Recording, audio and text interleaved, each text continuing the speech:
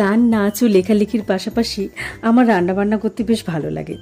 বিভিন্ন রকম রান্না করার চেষ্টা করি, সেটা বলতেও লজ্জাবোধ করি না। আমি মনে করি সুন্দর করে রান্না করা ও গুছিয়ে পরিবেশন করে খেতে দেওয়া ঠিক একটা গান শিখে মঞ্চে পরিবেশনা করে আত্মতৃপ্তি লাভের মতোই, এবং অন্যের প্রশংসা পাওয়া সেটা একটা উপরি পাওনাও বটে। গানে যেমন মাত্রা বা তাল বজায় রেখে গাইতে হয়, রান্নাতেও সব কটি জিনিস সমতা বজায় রেখেই বানাতে হয়। তাহলেই তো আসল স্বাদটা পাওয়া যায়, তাই না? যখন একটা গান বা নাচ শেখাই, তখন ছাত্র বা ছাত্রীটি ভালোভাবে শিখে নিতে পারলে নিজের মধ্যে একটা স্বস্তি অনুভূত হয়। শেখানোর ইচ্ছেটা আরও অনেকটা বেড়ে যায়, শেখার ইচ্ছেটাও বেড়ে যায় অনেক গুণ।